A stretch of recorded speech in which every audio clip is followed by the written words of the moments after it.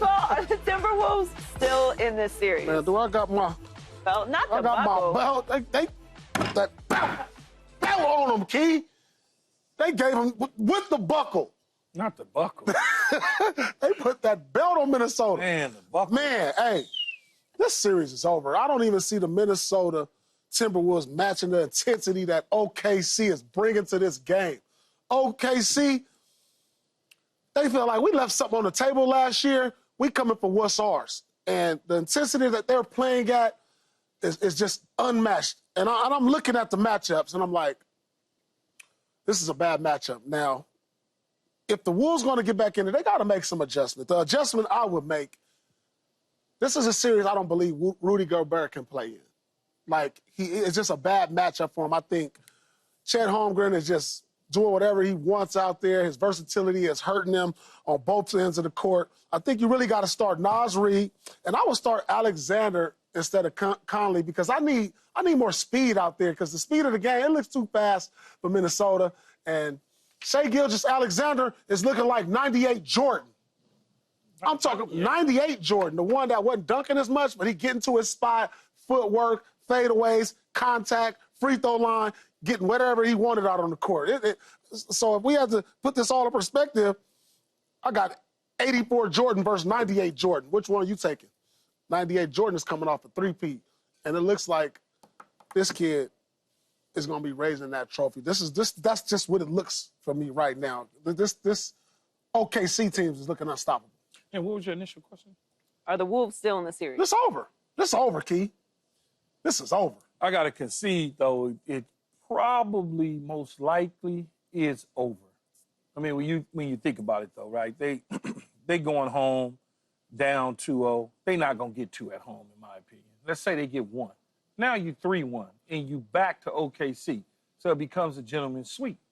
I don't believe that they're going to sweep them. I believe that the fact that they up 2-0, that they could potentially give some letdown in Game 3, knowing that they up 2-0 and they got this cushion, and then take care of Game 4 before they go back home to Game 5. That's kind of the way I see it. You don't really have an answer for SGA at all. And Ant-Man tried in the first half to do some stuff, but it just didn't. It wasn't enough, right? It just wasn't enough. And into the second half, obviously, it became a snooze game at that point where it was like, yeah, they got their way with them. They'll do whatever they want to do with them at any moment, at any time throughout the course of the game. They just overmatched at this point. Yeah, that's what it looked. It's just they overmatched. I think they will respond differently at home. In Game 3. In Game 3. Yeah, that's what I think, too. They can't go down 0-3. So it's already a must-win situation for the Timberwolves. Teams down 0-2 in the series have a 7.3% chance of coming back from this deficit to begin with. That doesn't sound very promising. It's not promising. It's not promising. So that means 93% chance they're going to lose the series. Not promising. Ah. Good math. Good math. Yeah, good math with Kansas. Yeah. What a shocker. Kansas? 92.7% chance. Yeah, that's like Kansas education. This is looking tough. I don't remember who said it, but someone compared this Thunder team to the Warriors. Yeah. Was it you? Yeah. That's what it's looking like. That's what it's looking like because the Thunder were up 6 with basically 5 minutes left in the third. Now, looking at how the game ended, it was the belt and the buckle throughout the game, but it really wasn't. Minnesota has been hanging with them until that buzzsaw come out. Until the belt comes out. The belt come out. And then they don't get away fast enough. They folded. They went on a Snap. 23-7 run to enter the fourth, and then it's over. Yeah. Like once the Thunder snap into that mode, that Warriors-like mode, there's just nothing you can do. Yeah. You almost got to start playing tackle football because it's not like Ant wasn't aggressive. He was. He was very aggressive, but he also settled for too many threes. That he wasn't. He wasn't shooting well from three. No, he was 1 for 9. 1 for 9 from 3. On, homie. Get to the basket, but it's really been, it was a tale of 2 halves in Game 1, and it was a tale of 3 quarters, basically, in Game 2. And once they start going, there's nothing there. Minnesota has no answer for them. No answer. They move it around too quick. SGA is playing at the MVP level that he was expected to play at, and he's delivering. I do think they will respond in game 3, but they have no other choice. So maybe OKC lets off the gas a little bit. That they've not shown to do that all season long, but maybe they do. Just human nature. They're up 2-0 and they're going to Minnesota, and Minnesota's in this desperate situation where they cannot go down 0-3 or the series really is over. It just doesn't seem like they can match the intensity of the Thunder. They got a lot of intensity and very handsy. Like, when I mean by handsy, they aggressive. Ball get in the paint? They going and they trying to get the foot of the basketball. They're trying to literally get it, opposed to watching Minnesota get it in their hands and turn around and hit a little lazy jumper or just a easy bunny. They're aggressively attacking and becoming very handsy, which creates problems for Minnesota. Yeah, I just don't see the adjustments. Like everybody, all the stars are starring. You know, especially for OKC. When I see Chet get his numbers, 22. When I see Jalen Williams is gotten comfortable in these playoffs because it started off slow for him, especially in Denver. But over the last 3 or 4 or 5 games, Jalen Williams has been coming with him. And now, to me, he's an X factor because whenever he plays well, I know what I'm getting from Shai. I expect my MVP to perform. I expect him to put up big numbers. But when my Robin come into play, this team is almost unstoppable. And it's like I'm sitting there, and the only way I feel like you can beat OKC is you got to make them play from behind. And what I mean by that, you got to have a lead on them. You got to put some pressure on them to where, listen, they're going to have to play catch up, and those shots are going to get tighter, and the pressure is going to get even more put on them. They never feel like they're out of control of the game. You know what I'm saying? Just like the one turning moment for me last night was it was a 3-point game with under a minute to go. Shai comes down, and instead of going into the half down 3 or tied or down 1, they go down 8 points. In the last 2 possessions, hit a 3, then he come back, gets a layup, and he pushes the lead to 8 at halftime, from what I remember, if that was it. They pushed the lead to 8. Yes, that's exactly what it was, 29-20. And so I thought that was the turning point of the game. And so unless Minnesota finds a way to just, maybe they'll get their home crowd involved to get to where they'll play with more energy, because it just looks like OKC is a step better than them. Shai Gilgeous looks like he's a step better than everybody on Minnesota. Like, Edwards has to raise his level to Shai's. Like, if we're talking about one day being one of the best in the game and, you know, an MVP caliber player and face of the league and all that, I know he may not want that, but yeah, he had 32, but it was like the 32 didn't feel impactful like Shai's did, you know, so. Only in the first half it felt like, okay, but he was going to come to cook, but then toward the end of the game, you could just. But that's the Thunder are not playing half a game. Yeah. They're playing 4 quarters, and that's the issue, is that once they hit that hyper speed, they you know, get the extra mushroom, whatever it is, they're out of here. Like, I'm talking about Mario Brothers. Yeah. I didn't say anything. You see, you know how Beavis is. You know, he don't pick up stuff. What the hell? I got it, man. Shai got the win in his first playoff game after receiving his regular season MVP award. It's been 10 years since the MVP went on to win the finals. Steph Curry was the last to do it, leading the Warriors to their first of their 4 NBA titles. The Thunder are currently the favorites to win it all. Man. So they were the favorites to win the West before this season. No, they were one of the top favorites to win the West before the season. Yep. And SGA was one of the favorites to win the MVP. So this was a little bit predictable, but will he end the drought for an MVP winning a title? We can just put some gift wrap on it, wrap it up, put a bow on it, and ship it to his house, Joy. This is OKC's championship this year, and he's going to be the first since Steph Curry to not only win the MVP, but win the championship and finals MVP.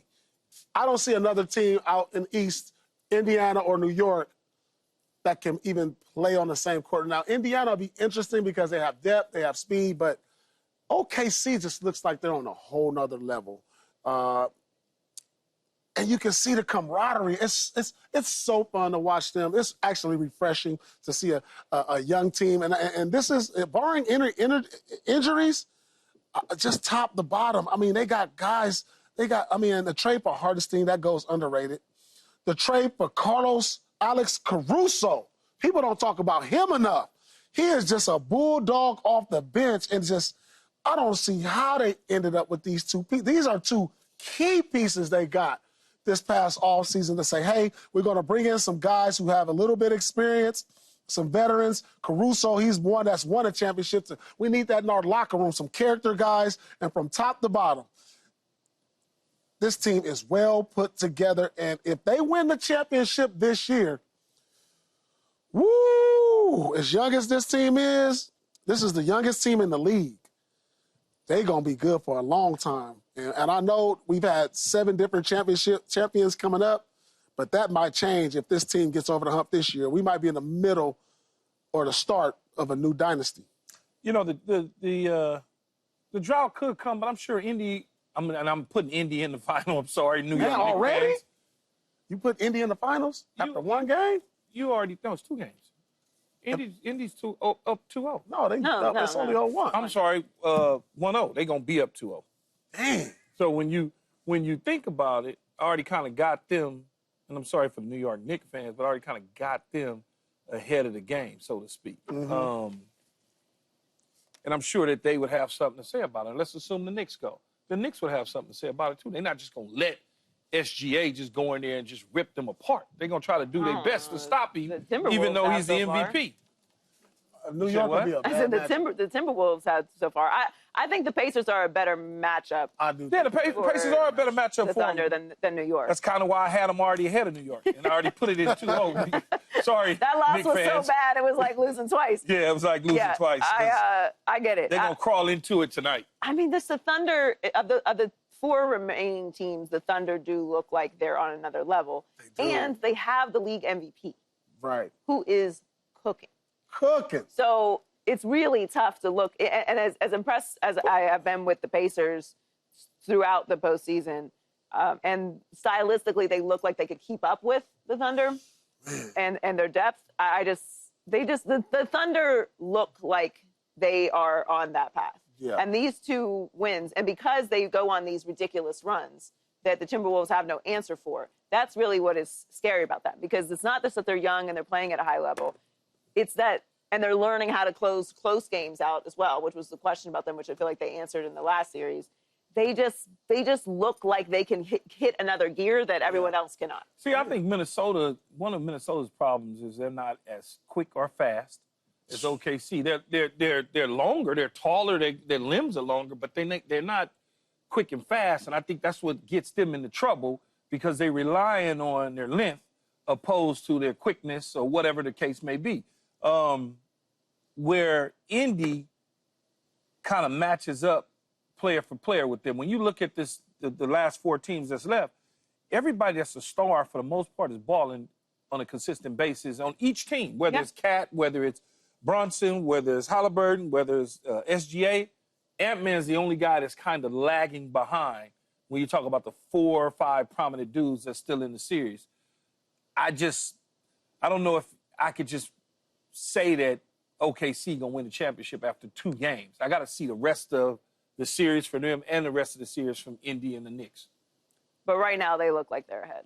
Yeah, they look like they're ahead for right now. Yeah, I don't see the adjustment. See, with the Wolves, they play too much one-on-one. But that's the Wolves. I'm not saying that they're not going. No, I agree with you. I want to see what the Pacers do. Yeah, I'm not saying that they're not going to go to the final. I believe that OKC will be in the finals. Yeah. But who they going to match up with? I believe Indiana's a better matchup. Truthfully, I like New York don't have the depth to play with OKC. Even if they had the depth, they ain't going to use it. And they're a little more predictable than Indiana. You know, you go into the scouting report with New York, you're like, okay, Brunson and Cat. You know, this guy does this. This is the head of the snake right here. Mikal Bridges is third. And then, they have role players. But with Indy, I don't know who to, say, all right, we need to control this guy, because Halliburton doesn't score 30 every night. He can have games with multiple assists, double-figure assists, and still make the team better and good enough to win, which he's done all postseason. I just do believe that OKC, Indiana is a better matchup because I don't see Minnesota getting back in this. And, it'll be interesting because the Knicks, they have to win. If they don't tonight, then we can punch our tickets to OKC, Indiana flights. We can go ahead and buy them. We can start buying them. Get the hotels. Yep. Subscribe here to get the latest from Speak, and go watch a few segments from our other shows on FS1.